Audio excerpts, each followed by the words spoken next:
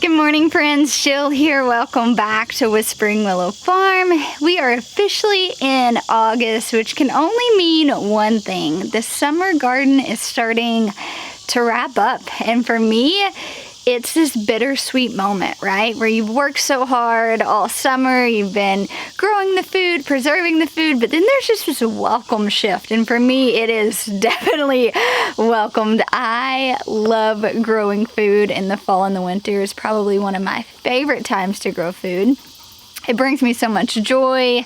It's not this like rush. It's just more this slowed down pace of growing food and preserving food, and a lot of it that we're growing are these hardy brassicas, you know, that I can just harvest the cabbage, but then I can put them down in the basement for a while and I don't have to do anything with them immediately.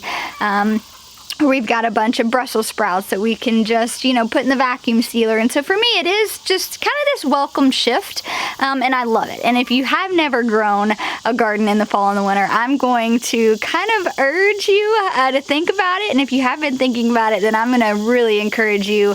This is the time to jump in. There is no better time than the present to start growing food for your family. And I would even argue, if you are a beginner gardener, the fall is the perfect time to dive in and to start growing a garden. And that is because it's not as taxing, it's not as demanding, it's not near as hot outside, and a lot of the crops just, they thrive, they do better, they're a lot more hands-off in my opinion, especially if we're talking about different root crops. Today is actually a unboxing video. I am going to tell you and show you what I am planting here on the farm for the fall, and really just if you are a new beginner gardener and you're thinking, what do you even grow in the fall? I have no idea. Well, I'm going to show you. Knowing your zone is a massive thing as a gardener. It's kind of one of those things you just need to have readily, like right there in the front of your brain and know. So if you don't know, do a quick Google search. I am in Central Arkansas. I'm in Zone 7B. And fortunately for me, we have a pretty long growing window. So I am growing food year-round here. Depending on your zone, you may not be able to. Or let's say you're in California right now and it doesn't really get winter. Then it's going to be a bit different what you can grow. So knowing that is going to determine quite a bit. Most of the seeds that I'm growing this fall, so we've got our brassicas, we've got squashes, we've got a lot of root vegetables. I'm actually growing all of these from Haas Tools. And there's a couple different reasons why I'm doing this. One, I've had the privilege of meeting Haas and his wife. We are affiliates for them. They are just good people, and anytime I can support good people, I'm all about that. So one, that was a major reason why I wanted to do this. Secondly, this summer I grew a ton of hybrid varieties from Johnny's. And a lot of you guys were like, oh my gosh, the seed packet, it's so expensive. For instance, the Katrina cucumber, it's like $10 or $11 for a pack of seeds. And I know a lot of you guys, if you are new specifically, had a hard time justifying that cost. And so Haas is very budget friendly. The cool thing about Haas too is that they do have heirloom varieties, but they also have a really great selection of hybrids. So a lot of what I actually purchased for the fall was hybrids, and I just kind of wanted to share with you guys, there's other places than Johnny's to buy seeds. That's not the only place that you can get hybrid seeds. In fact, Haas is a really, really good resource. So I'm going to show you what all I got. Another thing I really appreciated about Haas Tools, and I love Johnny's, I'm not sponsored by them or anything, but I have grown their seeds for several years, is that typically when you're buying the hybrid varieties, they come with very little seeds in there. And that was one thing, is when I was placing my Haas order, I noticed that a lot of these had 100, 150 seeds, 80 seeds. That's quite a bit. So for me, I really appreciated that. All right, so real quick, here on the front of this video, I'm going to just spit off some of my favorite places to order seeds from. You've got Johnny seeds, you have got obviously Haas seeds. I ordered quite a bit from Botanical Interests. They have great selections when it comes to flowers and herbs, even if you're wanting to do microgreens. So those are probably the top 3 places that I am buying frequently from. I'll link them all down below if you want to check them out. But I am going to try to sort these as far as like brassicas, root veggies, things like that. That way, if you guys are keeping notes, I do encourage you get a notepad and a pen, maybe your phone, and just jot these down. Some of these I have grown before and I can give you personal recommendation on yes. And then some of these are just kind of new crops to me. There are some things that I've seen at the farmer's market and wanted to buy. I've, you know, really kind of tossed around this idea of wanting to just grow them myself. And so this year we are maxing out the whole raised bed garden and the high tunnel. So I knew I was going to have plenty enough space to throw in more experimental crops than I have in the past. So I'm excited to show these to you guys. Alrighty, so first up, let's start with our beans. Beans are something that even if you do live in a shorter growing season, usually they're like 55, 65 day varieties, you can still kind of get in several successions. And so for us here in Arkansas, we had a really, I wouldn't say strange summer, but hotter summer than usual. We had heat indexes 110, 115, weeks and weeks, well over 100, no rain. So I've got all these beautiful beans behind me, but they actually weren't setting any you know, beans because it was just too hot. So for me, I didn't get this massive first wave of beans like I usually do. And for someone who, you know, preservation is a large reason why I'm growing all of this food, that was of a concern to me. So I knew that I wanted to grow a lot of different beans this fall to kind of make up for what I didn't get this summer. So I have Provider bush beans, which came from Johnny Seeds. I have a massive, it's like a 5-pound bag. And then we have this pink half runner bean. Isn't that stunning? I actually love beans that just, you come outside and they're beautiful. One thing though, like I grow the purple potted pole bean every year. I absolutely love it, but I've noticed that they get big really, really quickly, then they're inedible. And so I wanted to try some different varieties, some different variations of the purple potted that might not get as big as quickly, kind of like the jade bean. Those are one of my favorites. And so these had really, really good reviews. So it's the pink half runner bean. Next up, we have the Blue Lake pole bean. So you'll notice that a lot of what I bought were pole beans. So what a pole bean is something that you're going to need to trellis. And a bush bean just gets these little squatty bush like plants, which I have a lot of space for that too.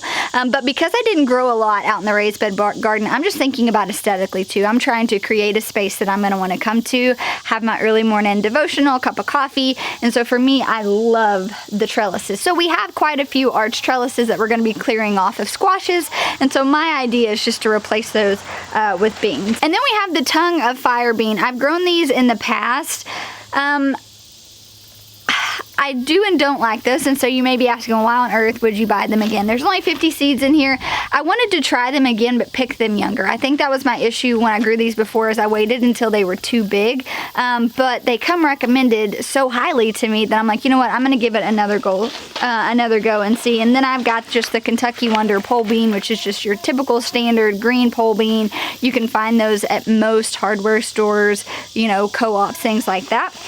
So those are my bean varieties I'm going to grow this year.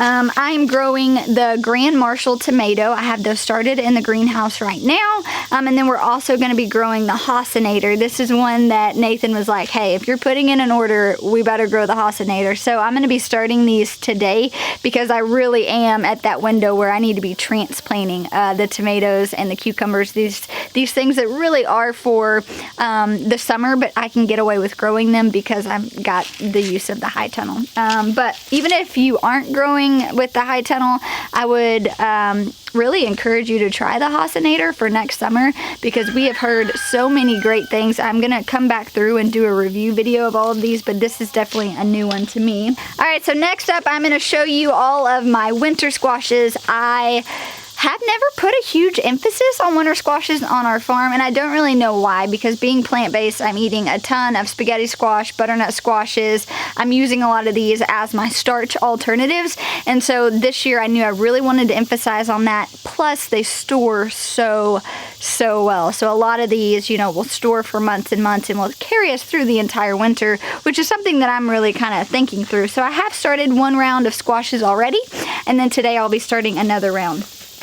So we have the Small Wonder Spaghetti Squash. So I've got just your standard spaghetti squash started now from Johnny Seeds, but these were smaller, which I really liked too, because for me, I'm thinking about what can I feed my family and I not have an excess. Like I just got a spaghetti squash and this thing's massive. So I know that I'm gonna have to cook it all and then freeze dry it, preserve it somehow. And so the idea of this little personal pan spaghetti squashes I really did like.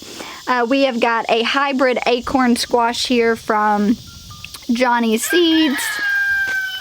We have got a sweet dumpling winter squash.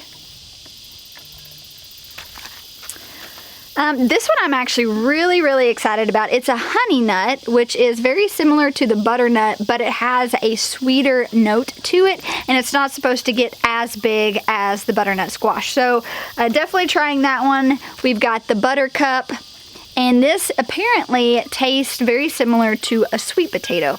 We go through so many sweet potatoes here at our house, but I don't actually grow them for whatever reason. We're gonna hopefully do better about that next year on growing sweet potatoes and potatoes. So I thought, well, that's really cool. Then the new variety I'm trying is this pink banana jumbo squash. I actually already have this started. How cool is this though? I just thought this looked really cool. When I read the description, a lot of the flavors just seemed really interesting, and I thought, you know what, I'm gonna grow it. And really we have prepared a place beside our high tunnel that we were gonna do a second round of sunflowers, and really I needed a break from having to do the sunflowers. It's very demanding as far as planting, transplanting, harvesting, delivering. So we decided we were gonna take that whole area beside the high tunnel. We're gonna prepare it for our winter squashes, which I think is gonna be pretty fun. And then I've got this South Anna butternut squash, which is very similar to the butternut squash, but it did take on a few different flavor notes, and so that's why I chose this one. I really encourage you guys, go to the website, read the descriptions. You know, it's August. Seed catalogs aren't coming in right now. And so what I like to do is just take a notebook, and I'll go and I'll jot down all of the different ones. So there were like 3 different butternut squash options. And so I wrote them all down, I came back to it, and then I read all the descriptions, and I figured out, okay, what is, like, how long are these gonna stay in the basement? Like, how long can I store these for? I'm thinking about flavor notes, I'm thinking about days to maturity, and that's really kind of how I narrowed down, is I'll gather up all the ones I would potentially want and then figure out which one's gonna suit my needs and my family's needs the best. And so that's something for you to consider as well if you're wanting to do a fall and winter garden. With some of these things that aren't frost hardy, you're going to need to know how many days to maturity. You're going to need to figure out when your estimated first frost date is. And then figure out from seeding to harvest, do you have enough time to yield one? And I would tell you, even if you only get one decent harvest off of it, that is worth it, especially if you have the place, you know, and the space to do it. One of the cool things about squashes too is I'm starting all of these ahead of time because I don't have the ground yet prepared for where these are going to go. But you can just direct seed squash. They do really well. So this is one of those that could be super easy just to start. All right, next up we have our root vegetables. Now I have so many, and I've got, gosh, pounds and pounds, probably 40 pounds of carrots and beets in cold storage in our refrigerator right now. I'm going to do a better video on how we store those because I just had so many questions about them. But I've got purple sun carrots, which these are just your standard purple carrots. Then these are ones that are new to me, and I bought 2 packets, even though they have 750 in here. But they're called the Viper carrot. And you see how long these are? I thought these would be fantastic. So they're just these long, slender carrots. I thought these would be really good for fermenting, which is primarily what we're doing with our root vegetables, is we're fermenting all of them. And then if you were to roast them all whole with the top still on them, which in my fancy cookbooks, I see that a lot. And so this just really kind of spoke to me, and I thought, you know what? I'm going to do these. But the Denver carrot we grow a lot of, and then we have rainbow carrots, which is just a variety of a lot of different carrots. We will also grow a lot of those. I will tell you the tip with carrots. I get asked all the time, how do you grow carrots? I have such a hard time. We have irrigation in all of our beds, drip irrigation. But when you are doing these you know, carrots and beets and these root vegetables, I find that they do best if you water them in really well. Not a heavy water, because then you're just going to beat them further down, but just put it on like this light mist. And even though I have drip irrigation, I'm going through every single day until they are fully germinated and I can see those little sprouts come up. and I'm watering them. Water really, really is the key. And if you've had a hard time growing, you know, root vegetables in the spring and summer, it's probably just because it's too hot. So we do a massive emphasis on this time of year. And when we do grow these in the spring, they're in these beds kind of on the back part of our pavilion. And so they're getting more shade than any other bed in our raised bed garden, which is why I think they do so well. And then white egg turnips. We eat turnips quite a bit roasted, but my plan for these was just to ferment them. A purple top turnip is a very popular one as well. They do get really big, and we would use that more like we would like a rutabaga for a starch. All right, you guys, this is my favorite reason for the fall and the winter garden. I love seeing the beans on the trellis. I love seeing, you know, carrot tops. Like that tickles my fancy, it does. But the reason I grow in the dead of the winter, like bundled up in 15 layers, is for my beloved brassicas. I didn't grow brassicas for years as a gardener because, one, I only grew food in the summertime. I really hadn't learned about the fall and the winter garden. I certainly wasn't utilizing it and practicing it myself. And so when I really did start to realize, oh, there are things I can grow, you know, in the wintertime, I went to my local nursery and I would buy whatever they had available, which honestly wasn't a lot. You had your green magic broccoli, you had just your standard cauliflower, maybe some Brussels sprouts, but that's about all you could find. And then even in, you know, recent years, I've went and searched out several different nurseries. And again, very limited on what you can do. So I do encourage you, if you are a seasoned grower and you feel confident starting your seeds, buy some brassica seeds, because the varieties that you can grow are so unique. Their flavors are like exceptional, out of this world. It is so worth it. And I don't know, there is certainly something about walking out into, you know, your high tunnel or your raised bed garden in the dead of winter and just seeing, you know, purple broccoli or purple heads of cauliflower or just these tall, massive Brussels sprouts. Like, it fills you up, and it's so sweet. It's just so stinking sweet. So I'm going to show you guys what I've got today. Alrighty. So let's start with our cauliflower. So last year I grew a massive amount of cauliflower. I bought the starts at a local nursery to me. This year I'm going to be starting all of it. Here is the Graffiti Cauliflower. It's this beautiful purple. It's 80 days to maturity. I did buy another purple variety. It's called the D Purple, which you can't see. There's no, it looks very similar, but I wanted to mainly just compare flavor notes. And then this one is 68 days to maturity. So you have 68 days versus 80 days. This is a smaller head, which is why I'm thinking about staggering, right? If I can grow both of these, but I'm going to get this one, you know, before, then I can either have time to preserve that, eat it ourselves before this one's ready. And so those were some of the things I was thinking about. A cheddar cauliflower, so even though this doesn't have a photo, it looks like cheddar. It's a 70 to 80 day variety, so you know, this one's definitely, you can even plant in the early spring or plant it in the fall like I am. Again, just wanted to see the different flavor notes. That's one of the things that, you know, in the summertime, I'm really growing for production, and flavor takes a backseat. I'm not growing a lot of those heirlooms. They're all mainly hybrid varieties. Well, in the fall and the winter, it's kind of this welcome shift, right? I've put up a lot of food, but I can really kind of cater what I'm growing to our flavor preferences and finding new things. That's why you'll see, you know, I'm growing 10 different varieties of squash. Why? Well, one, because it's the time of year that I can do it, and I can really kind of be selective on, okay, I really like this one. It'll be one I grow every year, or no, this one actually had no flavor. And so it is kind of good to narrow those down if, you know, you're growing for flavor and that's one of your main purposes.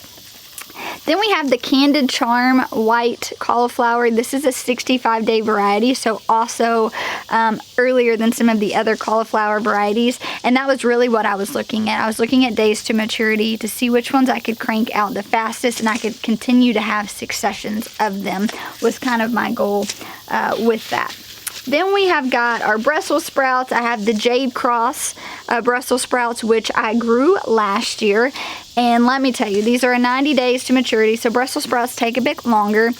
Even when I'm growing them in the high tunnel, I am still putting insect netting on until they become established and I've really kind of got a grip on the caterpillars. I don't care what Brussels sprouts are one of those things that the caterpillars will just find it. And so I have found that if I can protect them as seedlings with just, we do 9-gauge wire and some insect netting that we get from Bootstrap Farmer, it helps a lot. And I reuse it year after year. And so that for me has kind of been the key. And then when they get big and established, usually I've handled the pest issues pretty well early on to where we don't deal with that. But I yielded, you guys, I'm not even exaggerating, probably 70, 80 pounds of Brussels sprouts last year. Just a ton of them. We're roasting them a lot.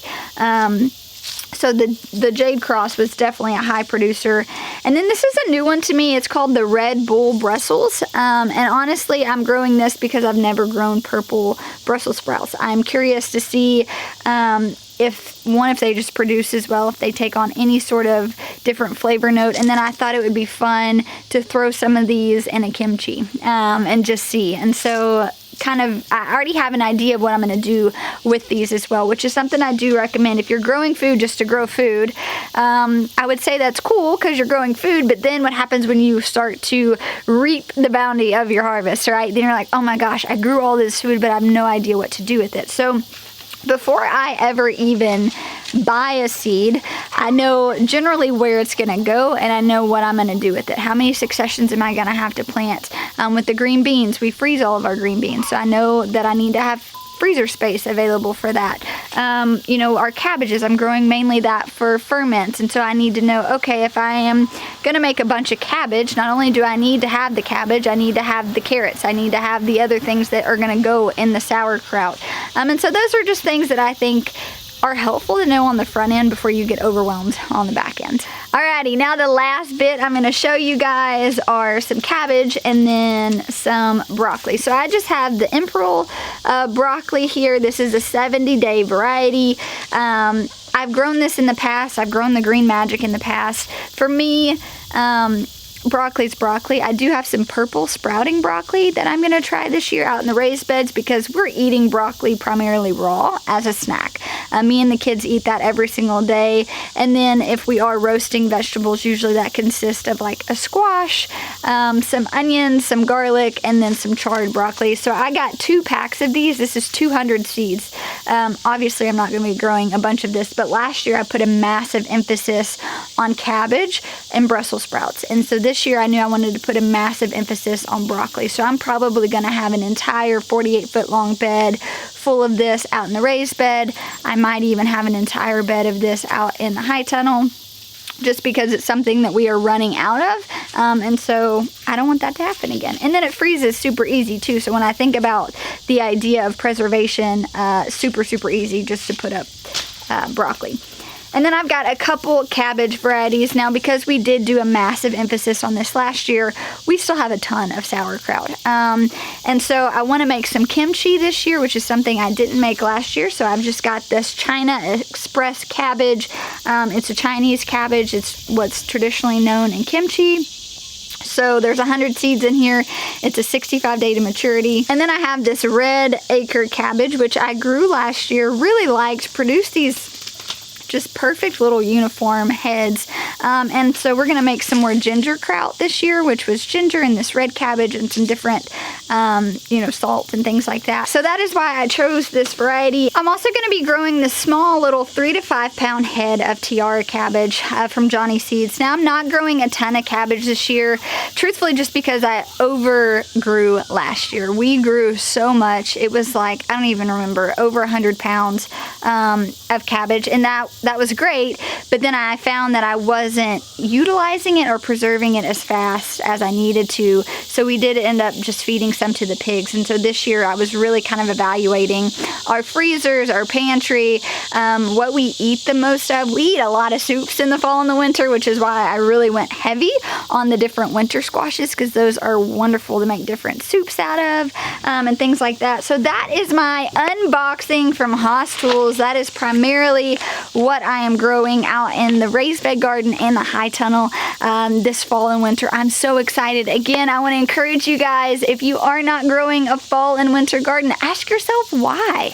Ask yourself why, and if you don't have a good enough reason, do it. Start with some beans, right? Throw some root vegetables in a raised bed and water them well and just see what happens. I'm not saying you have to go out and buy all of these seeds and plant all of these things. Find one bed and, you know, do one small 4x4 bed of root vegetables. Do one small 4x4 bed of some brassicas and just see what happens. You never know. You might fall in love with it just like I did, and then you're forever just like awaiting the fall and the winter garden. But thank you guys so much for hanging out with me today. I'll talk to you soon.